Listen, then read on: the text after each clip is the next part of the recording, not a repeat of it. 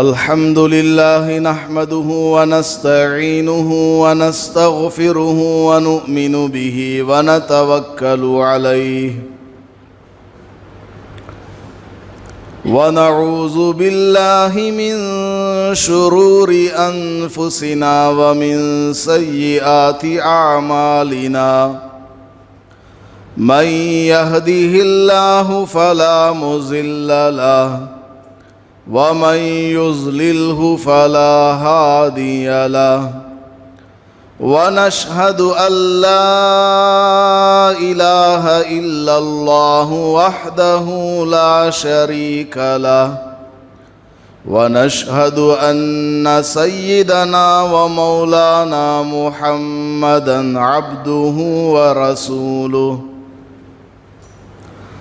صلى الله عليه وعلى آله وأصحابه وبارك وسلم أما بعد فأعوذ بالله من الشيطان الرجيم بسم الله الرحمن الرحيم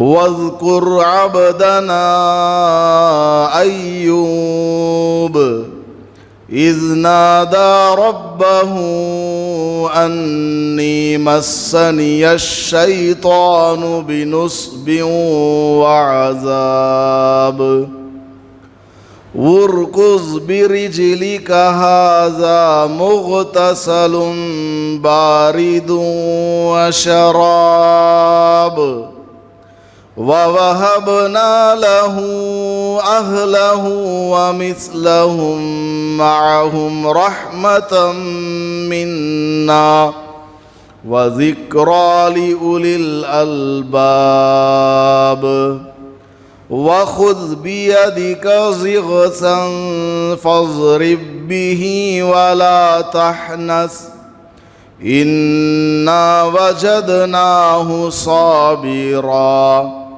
نعم العبد إنه أواب بارك الله لنا ولكم في القرآن المجيد والفرقان الحميد رب اشرح لي صدري ويسر لي أمري واحلل عقدة من لساني يفقه قولي معزز سامعین کرام، اللہ پاک نے ہم سب کو ایمان والا بنایا اور ہماری ہدایت کے لیے رسول صلی اللہ علیہ وسلم کو بھیجا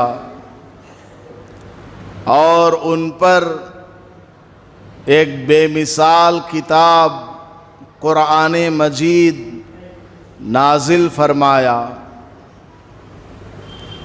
جو کہ تمام انسانیت کے لیے ہدایت کا پیغام اپنے اندر رکھتا ہے۔ ایسا یہ قرآن ہے، اللہ کا پاک کلام ہے۔ قرآن کریم میں اللہ پاک نے انسانوں کی ہدایت کے لیے، انسانوں کی رہنمائی کے لیے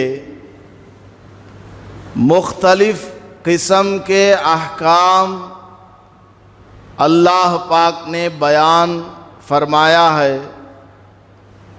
کہیں کسی کام کو کرنے کا حکم دیا، کہیں نہ کرنے کا حکم دیا، کہیں کوئی نصیحت کی، کہیں کسی جانب اشارہ فرمایا، کہیں کوئی واقعہ بیان فرما کر ہمیں اس سے عبرت پکڑنے کی ترغیب دی۔ علماء مفسرین نے فرمایا ہے کہ قرآن کریم میں تقریباً 1000 واقعات ہیں۔ ایمان افروز قصے اللہ پاک نے گزشتہ پیغمبروں کے اور ان کے زمانے میں پائے جانے والے لوگوں کے واقعات کو کہیں تفصیل کے ساتھ، کہیں اختصاراً اور کہیں اشارتاً واقعہ بیان فرمایا، تاکہ قیامت تک آنے والے معمولی سے معمولی انسان کو بھی واقعے کے ذریعے بات کا سمجھنا آسان ہو جائے۔ اسکولوں کے اندر بچوں کو جو تعلیم دی جاتی ہے، مثال کے طور پر میتھمیٹکس ان کو پڑھایا جاتا ہے، کوئی فارمولا ان کو سکھایا جاتا ہے، تو ساتھ میں ایگزامپل دیا جاتا ہے کہ اس مثال سے اور اس ایگزامپل سے اس فارمولے کو سمجھ لو اور اس کو ذہن نشیں کر لو۔ تو مثال کے ذریعے، واقعے کے ذریعے بات کا سمجھنا بہت آسان ہو جاتا ہے۔ تو اللہ پاک نے ادنا سا ادنا کمزور ذہن والے انسان کو بھی بات سمجھ میں آنے کے لیے قرآن کریم میں 1000 واقعات کو بیان فرمایا ہے۔ ان واقعات میں سے ایک واقعہ آج آپ حضرات کی خدمات میں بیان کرنے کا ارادہ ہوا، تاکہ اس سے جو سبق ملے اللہ پاک مجھے بھی عمل کی توفیق عطا فرمائے اور آپ کو اور تمام مسلمانوں کو عمل کی توفیق عطا فرمائے۔ جو آیت کریمہ میں نے تلاوت کی ہے 23ویں پارے کی سورہ صاد کی یہ آیت کریمہ ہے۔ اس میں اللہ پاک نے چند پیغمبروں کے واقعات کو بیان فرمایا۔ ان میں سے ایک واقعہ ان آیات میں مذکور ہے۔ ایک جلیل القدر پیغمبر حضرت سیدنا ایوب علیہ السلام کا واقعہ مفسرین کرام نے بیان فرمایا ہے کہ حضرت ایوب علیہ السلام حضرت ابراہیم علیہ السلام کی نسل میں سے ہیں۔ ان کا زمانہ حضرت موسیٰ علیہ السلام اور حضرت یعقوب علیہ السلام کے درمیان کا زمانہ ہے۔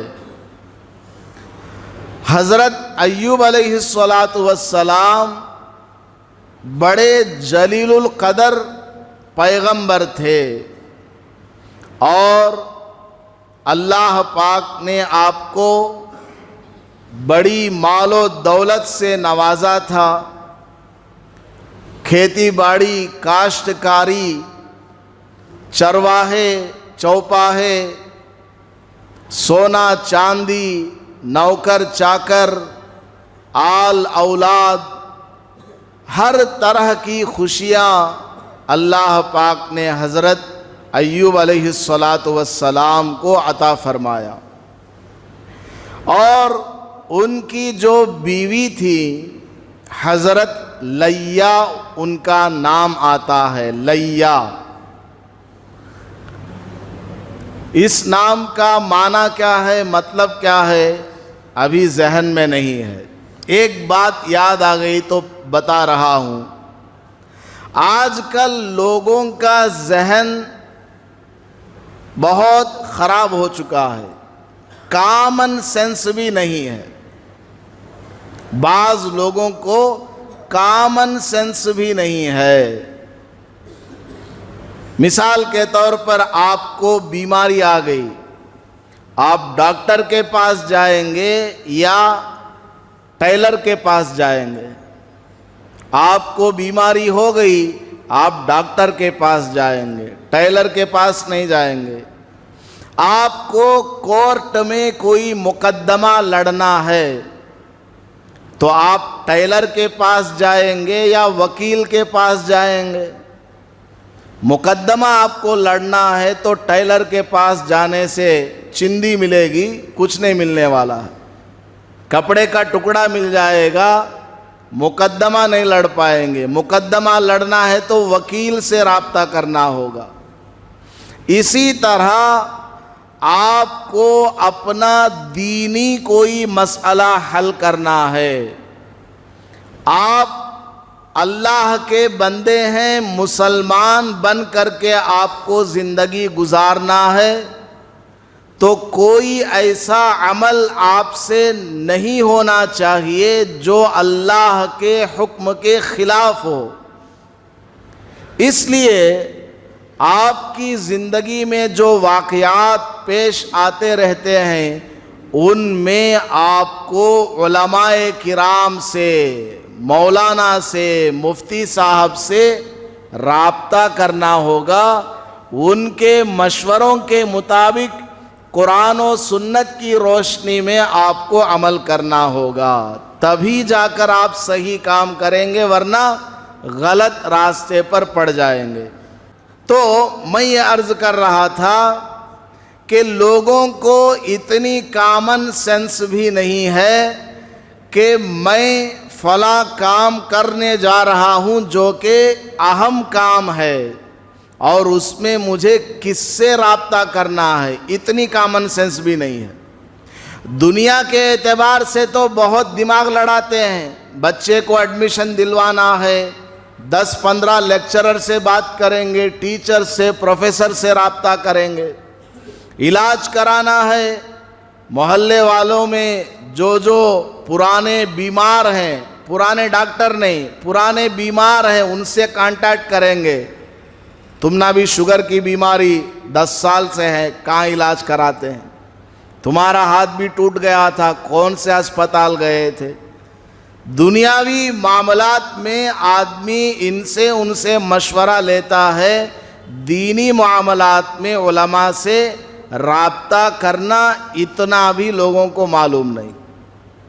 اب رابطہ کس سے کرتے ہیں؟ گوگل سے کرتے ہیں، یوٹیوب سے کرتے ہیں۔ میں یہ عرض کر رہا تھا کہ حضرت ایوب علیہ السلام کی اہلیہ کا نام لیا تھا۔ اس نام کا معنی کیا ہے، مطلب کیا ہے، علماء بتائیں گے۔ یہ نام آپ کا اپنی بچیوں کے لیے رکھنا مناسب ہے یا نہیں ہے، علماء بتائیں گے۔ لیکن لوگوں کا اتنا برا حال ہے، نیٹ کے اوپر سرچ کرتے ہیں، گھر میں لڑکا ہوا ہے یا لڑکی ہوئی ہے، گوگل پر ماریں گے مسلمان بچوں کے نام، بچیوں کے نام۔ اب اس میں جو نام آتے ہیں اس میں جو لیٹسٹ ہوگا، اس میں جو ایسا نام ہوگا کہ آج تک کبھی اس نام کو نہیں سنا ہے، ویسا نام اٹھا کر کے اپنے بچے کا، بچی کا رکھ دیتے ہیں۔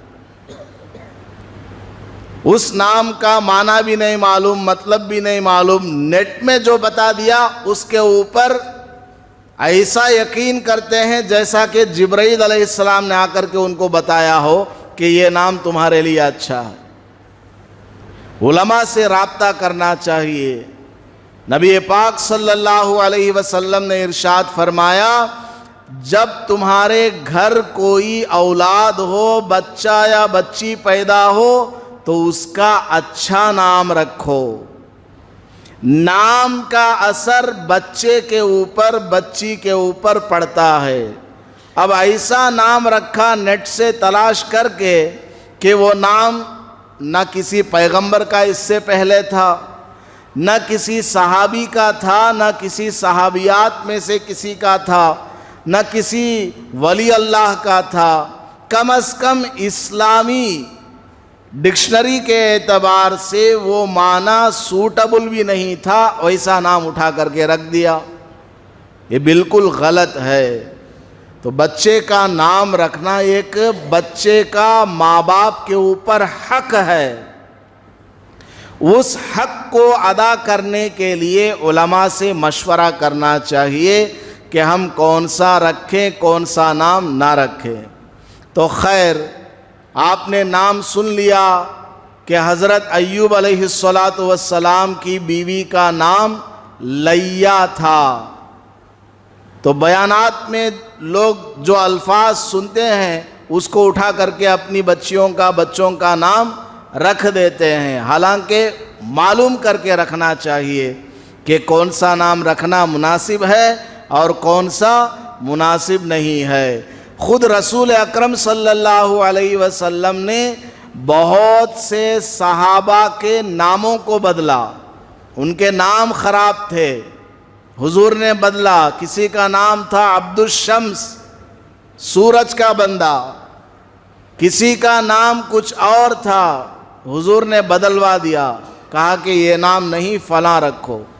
بہرحال حضرت ایوب علیہ السلام کی جو بیوی محترمہ تھی حضرت لیا، ان کے بارے میں بعض مفسرین نے فرمایا کہ وہ حضرت یوسف علیہ السلام کی بیٹی تھی، اور بعض نے فرمایا کہ وہ حضرت یوسف علیہ السلام کی پوتی تھی. بہرحال بڑی خوبصورت حسن و جمال کی وہ مالکن تھی، اور حضرت یوسف علیہ السلام سے ان کا تعلق ہے، چاہے بیٹی ہونے کا تعلق ہو یا پوتی ہونے کا تعلق ہو. حضرت یوسف علیہ السلام تو مصر کے بادشاہ بنے تھے. شروع میں تو ان کو ان کے بھائیوں نے کنویں میں ڈال دیا تھا، بعد میں اللہ پاک نے جب ان کی آزمائش کا مسئلہ حل ہوا ان کو مصر کا بادشاہ بنا دیا. تو بادشاہ کے خاندان کی یہ لڑکی ہے حضرت ایوب علیہ السلام کی بیوی. تو شوہر حضرت ایوب علیہ السلام وہ بھی بڑے مالدار، اور بیوی حضرت لیا وہ بھی بہت بڑی مالدار خاتون اور نیک خاتون. دونوں کی زندگی بڑی اچھی گزر رہی تھی. اللہ پاک اپنے خاص بندوں کا امتحان لیا کرتا ہے کہ کون سا بندہ میرا کتنا زیادہ فرما بردار ہے. نبی پاک صلی اللہ علیہ وسلم نے ارشاد فرمایا اشد الناس بلاء الانبیاء، سب سے زیادہ آزمائش لوگوں میں پیغمبروں کی ہوتی ہے. جو پیغمبر جتنا بڑا ہوگا، جس پیغمبر کا مقام جتنا اونچا ہوگا، ان کا اتنا بڑا امتحان لیا جاتا ہے. LKG اسٹوڈنٹ سے آپ صرف ABCD پوچھیں گے، 10 کلاس پڑھنے والے سے آپ اسٹیٹسٹکس پوچھیں گے، جیومیٹری پوچھیں گے، اور فزکس کے کیمسٹری کے معمولی سے سوال پوچھیں گے. لیکن جو IT کا اسٹوڈنٹ ہوگا اس کو آپ LKG کا سوال نہیں کریں گے، انٹرمیڈیٹ ڈگری کا PhD کا سوال نہیں پوچھیں گے. وہ تو IT کا اسٹوڈنٹ ہے، فزکس میں کیمسٹری میں بڑا ماہر ہے، اس کو اس کے حساب کا سوال کیا جائے گا. تو جو بندہ اللہ کا جتنا بڑا قریب ہوگا، اس کی آزمائش اور اس کا امتحان اور اس کا کوشچن پیپر بھی اتنا بڑا ہوگا، اتنا ٹف ہوگا. نبی پاک صلی اللہ علیہ وسلم نے ارشاد فرمایا تمام لوگوں میں سب سے زیادہ آزمائش پیغمبروں کی ہوتی ہے، اور پیغمبروں میں بھی سب سے زیادہ آزمائش مجھ پر ہوئی ہے. حضور نے فرمایا کہ حضور صلی اللہ علیہ وسلم کے اوپر تمام نبیوں سے زیادہ آزمائش ہوئی ہے، کیونکہ حضور کا مقام تمام نبیوں میں اونچا ہے، بڑا ہے، بلند ہے. اور عام لوگوں میں جو آدمی جتنا اللہ کے قریب ہوگا اس کا اتنا زیادہ اللہ پاک امتحان لے گا۔ خیر، اس ٹاپک میں جائیں گے، بہت تفصیل سے گفتگو کرنی ہوگی۔ میں آپ کو حضرت ایوب علیہ السلام کا واقعہ سنا رہا تھا۔ حضرت ایوب علیہ السلام کی زندگی بڑی خوشحال گزر رہی تھی۔ 7 لڑکے تھے، 7 لڑکیاں تھیں۔ سونا چاندی، ہیرے جواہرات، کھیتی باڑی، چوپائے اور زمینیں، جائیداد، محلات بہت اللہ نے دیا ہوا تھا، اور بیوی بھی پیغمبر کی خاندان کی، اور وہ بھی بادشاہ تھے حضرت یوسف علیہ السلام، وہ بھی بہت مالدار خاتون تھی۔ ایک مرتبہ بعض اسرائیلی روایات میں آتا ہے، یہ جو پرانے پیغمبروں کے واقعات ہیں، بعض باتیں قرآن میں ملتی ہیں اور بعض باتیں حدیثوں میں ملتی ہیں اور بعض باتیں پرانی کتابوں میں ملتی ہیں، جیسا کہ تورات ہے، انجیل ہے، زبور ہے، جس میں تبدیلی ہو گئی ہے۔ تورات کو ماننے والوں نے، یہودیوں نے اس کے اندر کچھ گڑبڑ کر دیا، کچھ ملایا، کچھ گھٹایا۔ انجیل کے ساتھ بھی ایسا ہی ہوا، زبور کے ساتھ بھی ایسا ہی ہوا۔ ان کے جو راہب عبادت گزار لوگ رہا کرتے تھے، کچھ صحیح بتایا، کچھ غلط بتایا، تو ان کو اسرائیلی روایات کہا جاتا ہے۔ اس کے بارے میں ضابطہ یہ ہے کہ ان کو 100% صحیح نہیں کہا جا سکتا اور 100% غلط نہیں کہا جا سکتا۔ البتہ جو بات بالکل قرآن کے اور حدیث کے اور اسلامی مزاج کے خلاف نظر آئے، اس کو تو خیر غلط ہی کہا جائے گا۔ تو بعض روایات میں آتا ہے کہ حضرت ایوب علیہ السلام ایک مرتبہ چاشت کی نماز یا کوئی اور نماز پڑھ رہے تھے اور سجدہ کر رہے تھے، تو شیطان نے آ کر حضرت کی ناک میں پھونک ماری، اور شیطان آگ سے بنا ہوا ہے، اس نے پھونک ماری، تو اس پھونک کی وجہ سے اللہ کا حکم ہوا تھا، جسم کے اندر بیماری شروع ہو گئی، اور ایسی بیماری حضرت ایوب علیہ السلام کو لگی کہ پورے جسم کے اندر آبلے پڑ گئے، پھنسیاں نکل آئیں، اور ایسی پھنسیاں کہ جسم کے اندر ہمیشہ جلن محسوس ہوا کرتی تھی۔ پورے جسم کے اندر دھیرے دھیرے رفتہ رفتہ پھنسیاں آنے لگیں، اور اس پر کیڑے وغیرہ بیٹھ کر چاٹنے لگے، حتیٰ کہ مفسرین نے بیان فرمایا صرف زبان اور حضرت کا دل، یہ 2 جگہ چھوڑ کر پورے جسم کے اندر پھنسیاں آ گئی تھی۔ بیماری بڑھتی گئی، علاج چلتا رہا، علاج میں پیسہ خرچ ہوتا رہا، کئی سال گزر گئے، کوئی فائدہ نہیں ہوا۔ سب سونا چاندی، جائیداد، زمینیں سب ختم ہو گئیں، حتیٰ کہ اتنا لمبا زمانہ گزرا کہ 18 برس بیماری کا یہ زمانہ تھا، اور اس بیماری کے زمانے میں حضرت کی تمام اولاد کا بھی انتقال ہو گیا، 7 بیٹے اور 7 بیٹیوں کا انتقال ہو گیا۔ بیماری اس قدر بڑھی کہ گاؤں والوں نے، علاقے والوں نے حضرت سے ملنا چھوڑ دیا، بات کرنا چھوڑ دیا، سلام کرنا چھوڑ دیا، حتیٰ کہ دوستوں نے، رشتہ داروں نے، سب نے اپنا اپنا الگ راستہ اپنا لیا، کسی نے بھی حضرت ایوب علیہ السلام کی تیمارداری نہیں کی، کیونکہ بیماری اس قدر تھی۔ پڑوسیوں نے بھی گھر سے باہر نکلنے پر مجبور کر دیا، یہاں تک کہ حالت ایسی آ گئی کہ حضرت کو شہر سے باہر لے جا کر کے چھوڑ دیا گیا، اور جہاں کوڑا کرکٹ پھینکا جاتا ہے اس گاؤں کا، ایسی جگہ پر حضرت کو لے جا کر چھوڑ دیا گیا۔ وہاں پر ایک چھوٹا سا جھونپڑا تھا، اس میں حضرت رہنے لگے، اور حضرت کے ساتھ صرف ان کی ایک اکیلی فرما بردار بیوی حضرت لیہ تھی بس، ان کے علاوہ کوئی بھی حضرت کا ساتھ دینے والا نہیں۔ سب نے چھوڑ دیا، سارے رشتہ دار، دوست و احباب، محلے والے، پڑوسی، ملنے جلنے والے، سب نے ہاتھ اٹھا دیے، سب الگ تھلگ رہنے لگ گئے۔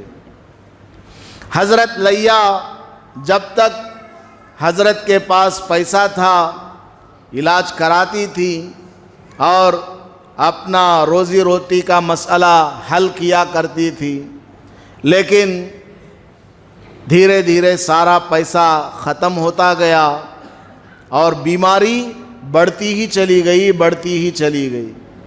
اتنی بیماری بڑھی کہ حضرت کے جسم کے اندر چلنے پھرنے کی طاقت بھی نہیں رہی، حتیٰ کہ ضرورت کے لیے پیشاب پاخانے کے لیے بھی جانا پڑتا تو ان کی بیوی کا سہارا لینا پڑتا۔ اس قدر جسم کے اندر نکاہت اور کمزوری آ گئی۔ لیکن اتنی بیماری ہونے کے باوجود حضرت ایوب علیہ السلام نے ایک مرتبہ بھی شکوہ نہیں کیا، ایک مرتبہ بھی اللہ سے مایوسی پر مشتمل کوئی لفظ نہیں نکالا زبان سے، صبر کرتے رہے اور اللہ کا ذکر کرتے رہے اور اللہ سے دعائیں مانگتے رہے اور اللہ کا شکر ادا کرتے رہے۔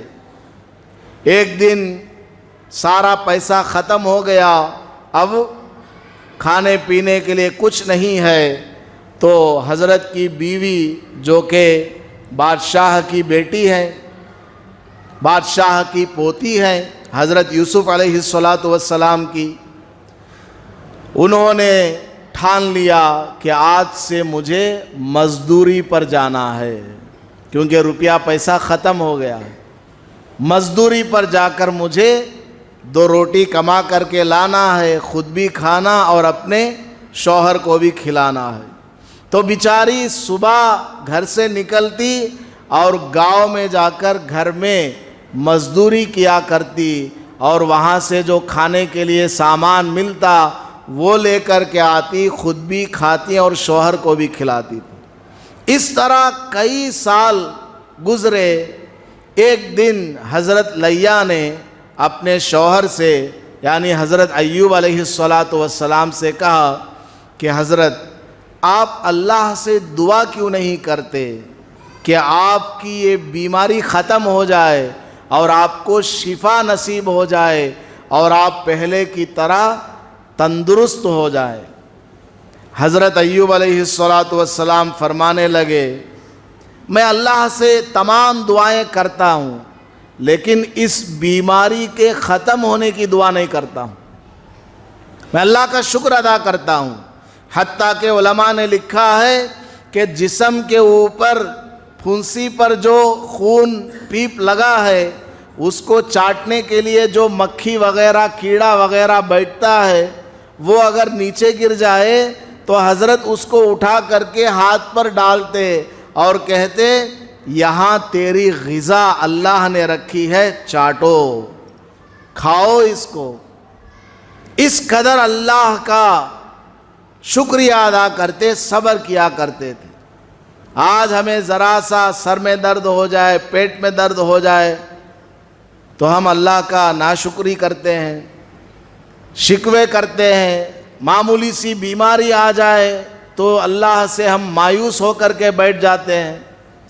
حضرت ایوب علیہ السلام کا واقعہ اللہ پاک نے قرآن میں بیان کیا ہے، تراویح میں صرف سن کر کے چلے جانے کے لیے نہیں، قرآن پڑھتے ہوئے اس سورت کے پاس پہنچے تو ان آیات کو پڑھ کر آگے بڑھنے کے لیے نہیں، بلکہ اس واقعے کو پڑھو، معنی مطلب سمجھو علماء کی رہبری سے، اور اس سے ہمیں کیا سبق دیا جا رہا ہے اس کو پکڑو۔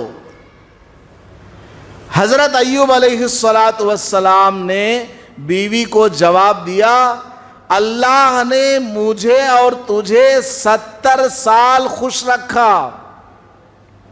وہ زمانہ ایسا تھا کہ لوگوں کی عمریں بہت لمبی لمبی ہوا کرتی تھی، 200 سال آدمی زندہ رہتا تھا، 400 سال، 500 سال، لمبی لمبی عمریں ہوا کرتی تھی۔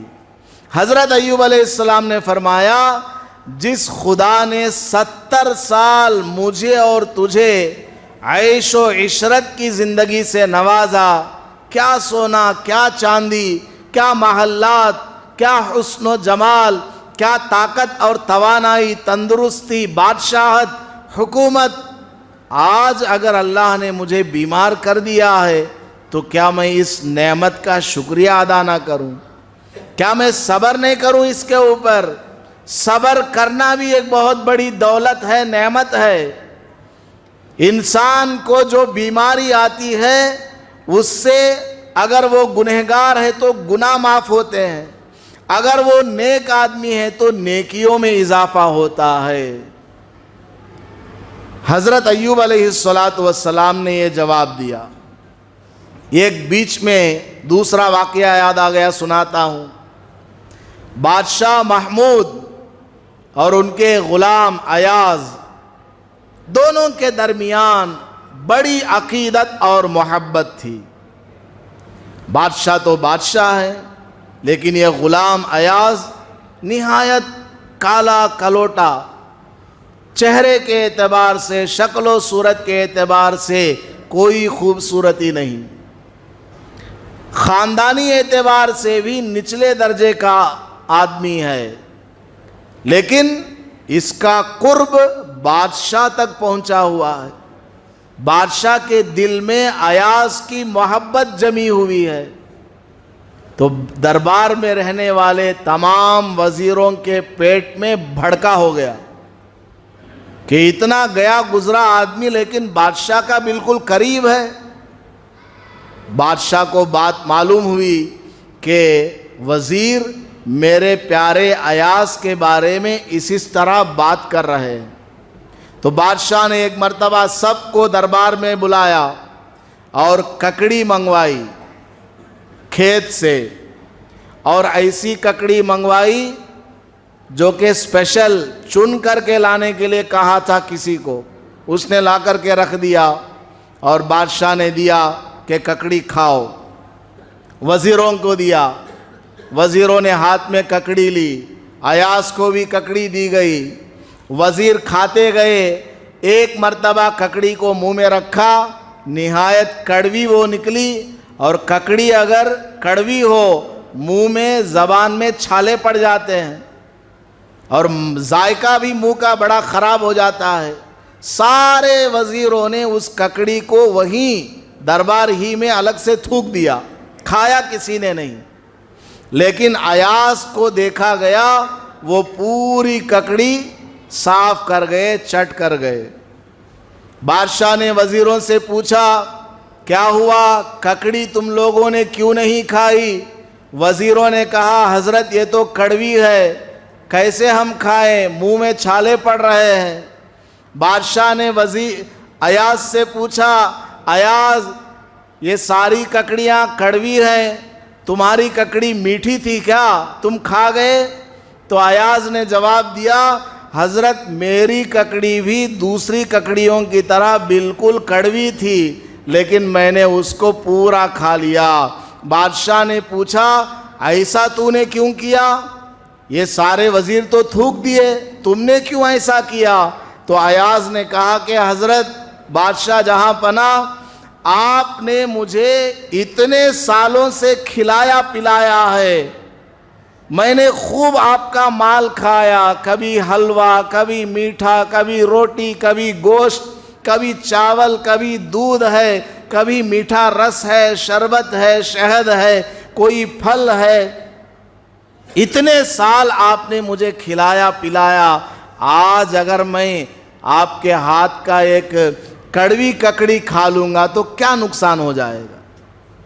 اتنے سال خوب میں آپ کا کھاتا رہا، آج اگر آپ کی طرف سے چھوٹی سی معمولی سی تکلیف آ گئی، میں اگر برداشت نہیں کروں گا تو میں آپ کا فرما بردار غلام کیسے بنوں گا؟ تب وزیروں کے سامنے واضح ہو گیا کہ بادشاہ کے دل میں ایاز کی محبت کیوں ہے۔ تو اللہ تبارک و تعالیٰ بھی بندوں کو نعمتیں دیتا ہے اور کبھی آزمائش میں ڈالتا ہے کہ میرا بندہ آزمائش کے زمانے میں میرا بن کر کے رہے گا یا نہیں۔ حضرت ایوب علیہ السلام نے بیوی سے فرمایا، اتنے سال اللہ نے ہمیں خوش رکھا، مال و دولت سے نوازا، آج اگر بیماری آ گئی ہے صبر کرتا ہوں۔ چنانچہ صبر کرتے رہے۔ بیوی بیچاری روزانہ گھروں میں جا کر ادھر ادھر مزدوری کر کے روٹی لاتی اور کھلاتی۔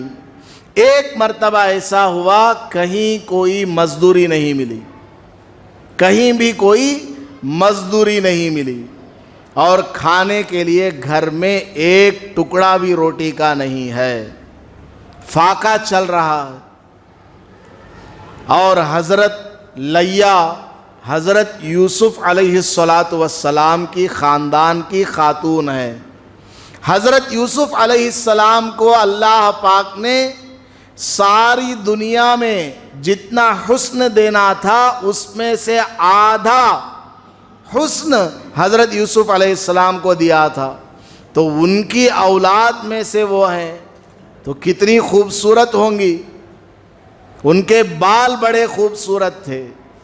آس پاس کے بادشاہ کی جو لڑکیاں تھیں وہ حضرت لیہ سے کہا کرتی تھی پہلے کہ تمہارے سر کے بال نہایت خوبصورت ہیں، ذرا سا کاٹ کر ہمیں بھی دے دو، ہم اپنی چوٹیوں میں پرو کر کے سوار لیا کریں گے۔ لیکن حضرت لیہ نے کبھی اپنی چوٹی کے بال نہیں بیچا۔ آج ایسی مجبوری آ گئی حضرت لیہ کو، ایسی پریشانی آ گئی کہ کھانے کے لیے روٹی کا ایک ٹکڑا نہیں ہے، کہیں مزدوری بھی نہیں مل رہی ہے۔ تو اتنی سخت مجبوری میں آ جانے کے بعد حضرت لیہ ان عورتوں کے پاس جاتی ہے جو کہ بادشاہ کی بیٹیاں تھیں، جا کر کے ان کو اپنے سر کے بال کاٹ کر بیچ کر کھانے کے لیے کوئی سامان لاتی۔ اس قدر مجبور ہو گئی تھی۔ یہاں رک کر کے ایک مسئلہ سمجھ لینا ہے، وہ کیا ہے؟ انسان اپنے جسم کا کوئی پارٹ بیچ نہیں سکتا۔ وہ تو حضرت ایوب علیہ السلام کا زمانہ تھا، ہمارا جو دور ہے یہ حضور صلی اللہ علیہ وسلم کا دور ہے۔ یہ جو قرآن ہے اور حدیث ہے یہ بالکل قیامت تک جاری رہنے والا ہے، اور پہلے بہت ساری چیزوں کی اجازت تھی لیکن بعد میں ایک ایک چیز کو کٹ کرتے چلے گئے۔ اب شریعت بالکل چھن کر کے بالکل ایسی ہو گئی ہے کہ اس کے اندر نقطہ نکالنے کی بھی جگہ نہیں ہے، نقطہ بڑھانے کی بھی جگہ نہیں ہے۔ لہٰذا ہماری شریعت میں حکم کیا ہے؟ کوئی آدمی اپنا باڈی پارٹ بیچ نہیں سکتا، خون بیچ نہیں سکتا، بال دانت ہے بیچ نہیں سکتا۔ لیکن محلوں میں لوگ گھومتے رہتے ہیں سر کے بال خریدنے کے لیے، 100 گرام 1000 روپیہ۔ عورتیں اپنے سر کے چوٹی کے بال اٹھا اٹھا کر جمع کر کے رکھتی ہیں، 2 مہینہ 3 مہینہ گزرا تو وہ 15 گرام کے یا 50 گرام کے ہوتے ہیں سر کے بال، وہ سب جمع کر کے وہ بیچنے والے کے ہاتھ میں فروخت کر دیتی ہیں، اس سے 200-300 روپیہ کماتی ہیں۔ حرام کی کمائی ہے، وہ بالکل ناجائز ہے۔ سر کے بال بیچنا، خون بیچنا، کڈنی بیچنا، آنکھ بیچنا سب ناجائز ہے۔ بعض مجبوریوں میں اگر کوئی آدمی سامنے والا مر رہا ہے، آپ کا بلڈ گروپ اس کا بلڈ گروپ سیم ہے، ایسی صورت میں اس کی جان بچانے کے لیے آپ اپنا بلڈ ڈونیٹ کر سکتے ہیں، سیل نہیں کر سکتے، تب بھی ڈونیٹ فری میں دینا، پیسہ نہیں لینا اس کے بدلے میں. پیسہ لے لیا تو حرام ہو جائے گا، ایک قطرے کا بھی پیسہ نہیں لینا، فری میں آپ اپنا بلڈ دے سکتے ہیں. تو بہرحال حضرت لیہ نے اپنے سر کے بال بیچ کر کے مجبوری میں کھانا لے کر آئی. اسی طرح زندگی گزرتی رہی.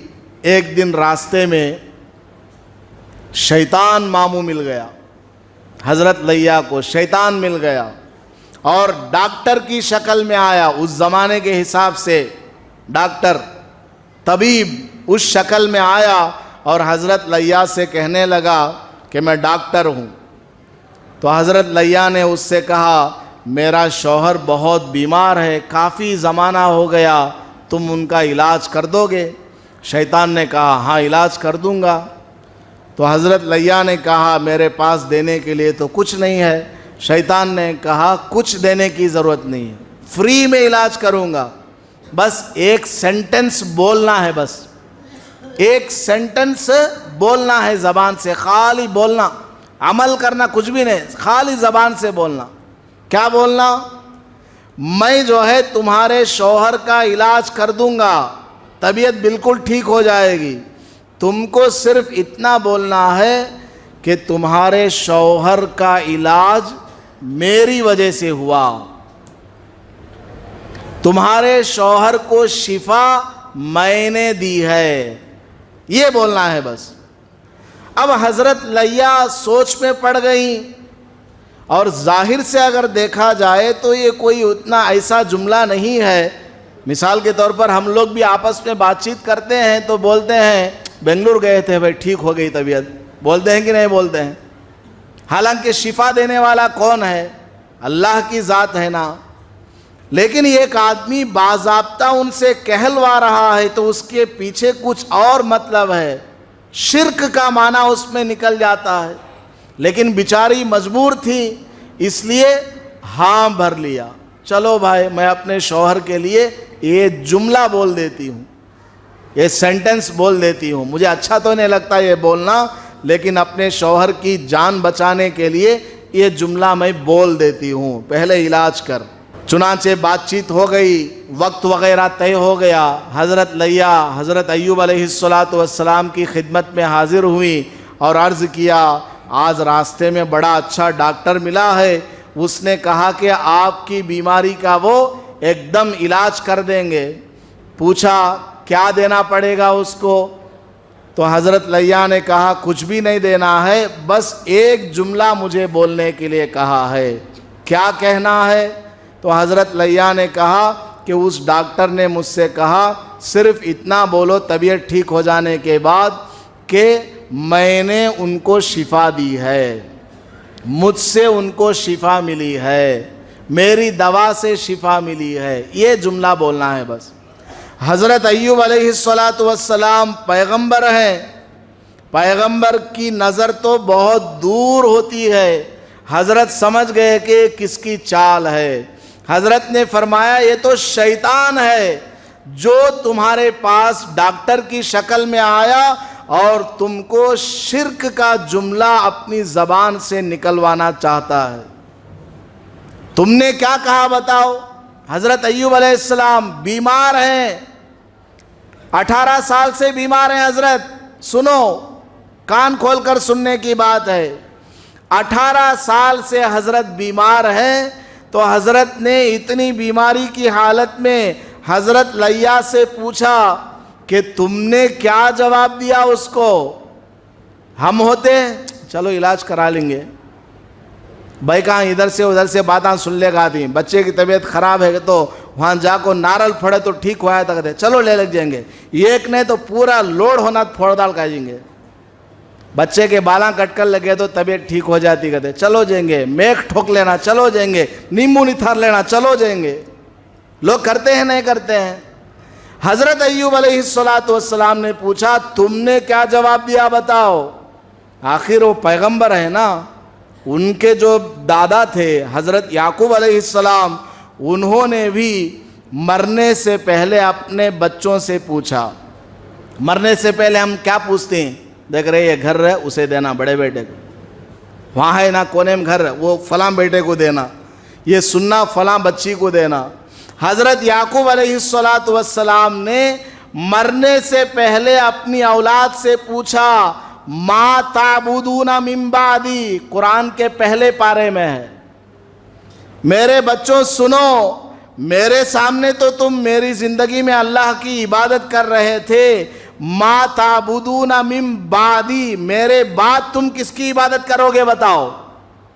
میرے بعد تم اللہ کی عبادت کرو گے یا غیر اللہ کی عبادت کرو گے؟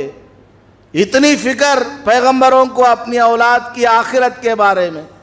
حضرت ایوب علیہ السلام نے فرمایا تم نے کیا جواب دیا بتاؤ؟ بیوی نے کہا کہ حضرت میں نے مان لی کہ بس وہ ایک جملہ کہہ دوں گی. حضرت ایوب علیہ السلام نہایت جلال میں آ گئے. اس وقت تو کچھ کر نہیں سکے, 18 سال سے بیوی خدمت کرتی ہوئی آئی ہے, لیکن اللہ کے مقابلے میں دوسرے کو شریک بنانے کی جہاں بات آ گئی, توحید کی جہاں پر بات آ گئی, حضرت ایوب علیہ السلام کو اتنا جلال آیا. حضرت نے فرمایا جب میری طبیعت ٹھیک ہو جائے گی تم کو میں 100 کمچیاں لے کر کے ماروں گا, 1-2 نہیں 100 کمچی, کمچی یعنی چھڑی, 100 ماروں گا, یہ کہا. اور فرمایا بھاگو یہاں سے میرے پاس سے, اور میں علاج کرانے نہیں جاؤں گا. اس کے بعد فکر میں پڑ گئے کہ اب تک تو میری بیوی صحیح تھی, اب شیطان ان کو بہکانے کے لیے آ گیا. 18 سال میں کبھی بھی اللہ سے دعا نہیں مانگی کہ اللہ میرے جسم میں جو پھنسیاں ہے وہ ختم ہو جائے, بیماری ختم ہو جائے, بلکہ اس بیماری میں مزہ لیتے رہے, اللہ کی عبادت کرتے رہے, شکر بجا لاتے رہے.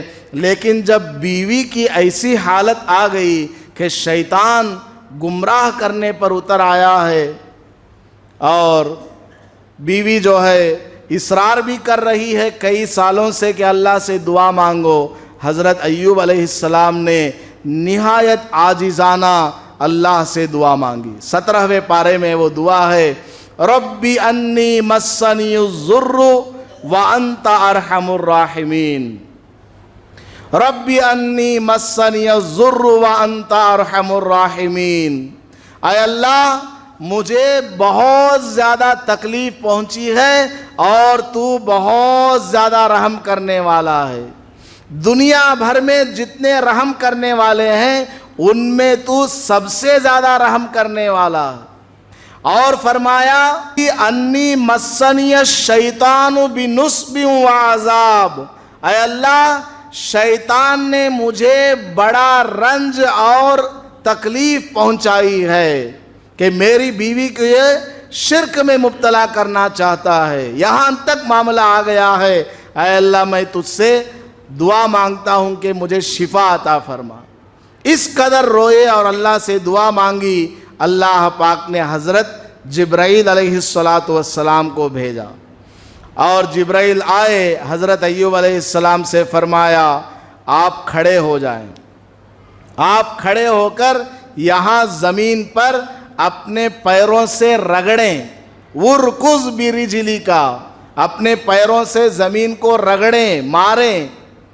حضرت نے بڑی مشکل سے اپنے آپ کو اٹھایا, کھڑے ہوئے اور جسم پر آپ نے رگڑ ماری.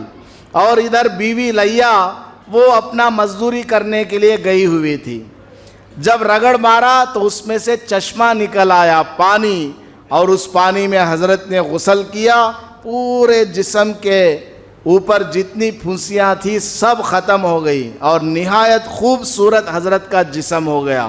پھر حضرت جبرائیل علیہ السلام نے کہا ذرا ادھر آ جائیے, یہاں پیر ماریے. وہاں پیر مارا تو ایک میٹھا ٹھنڈا پانی نکل آیا, اس کو حضرت نے پیا تو اندر جتنے بیماریاں تھیں وہ سب ختم ہو گئی. نہایت حسین و جمیل نوجوان جیسے حضرت بن گئے.